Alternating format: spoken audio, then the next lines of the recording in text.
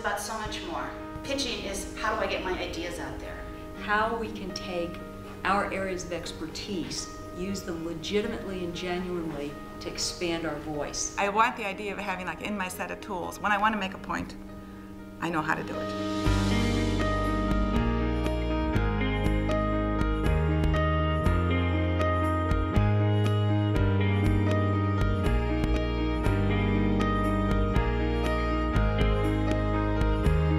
It may not be an entitlement, but certainly I think we have the sense that we can make these pitches, we can make these arguments. I mean, that's why, to me, the more op-eds you write, the more powerful you become.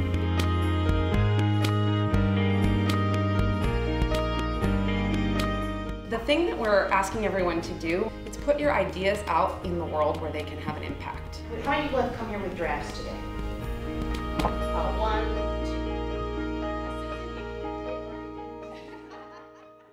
My name is Carolyn Missouri. I'm a researcher and a clinician by training. My name is Jody Sindelar, and I'm an expert in health economics. My name is Ellen Lust, and I'm an expert in Middle East politics. I'm an expert in exotica in the universe. I'm a physician, a specialist in radiology. I'm a professor of political science. I'm an expert in the relations between first world and third world feminisms. I'm an expert in black holes and in women in science.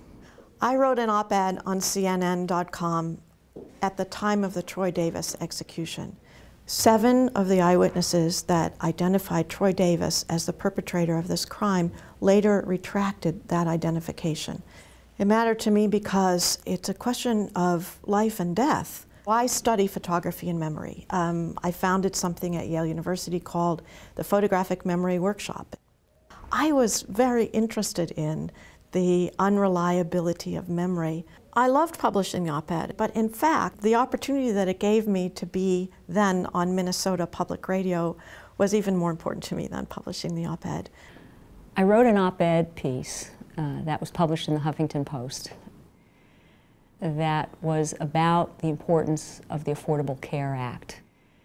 If we're going to complain about our life situation, we have to take responsibility in trying to change it, and perhaps one way to change it is to speak out. One tremendous advantage that I've gotten out of this experience is thinking, just considering the possibility that I could write about something broader than what I thought I could write about previously. We go into bookstores and we see lots of books, popular books on relationships, and we complain to each other that the advice that's given is dead wrong, but we complain to each other.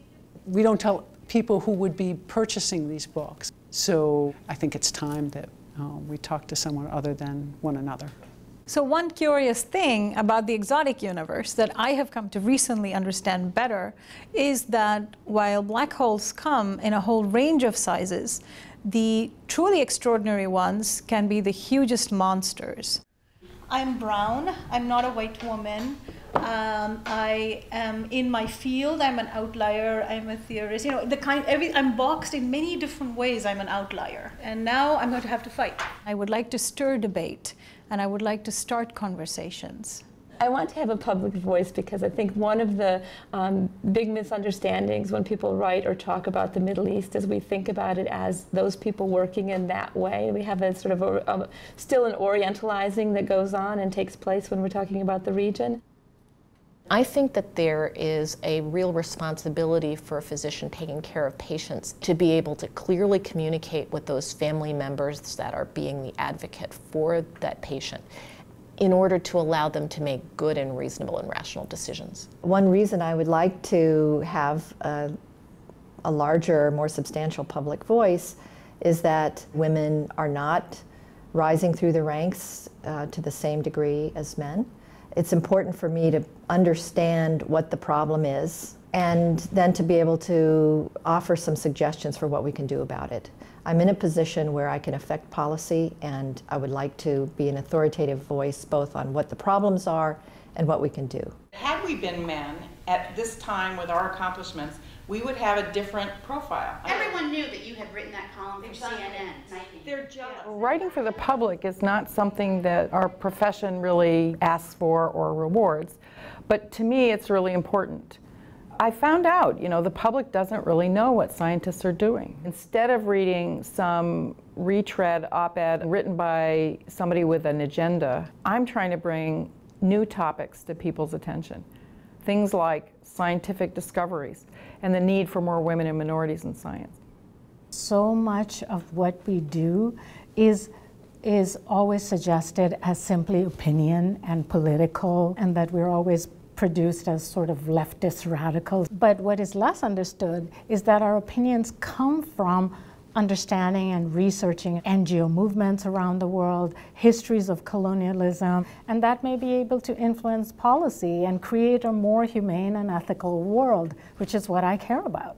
I've written several op-eds, and one of them is on a big research project that I'm working on now, which is paying people in Medicaid in the state of Connecticut to quit smoking. I think they're important policy issues that I'm writing about, and if people don't know about them, they can't support them, and if they don't understand them, they also can't support them.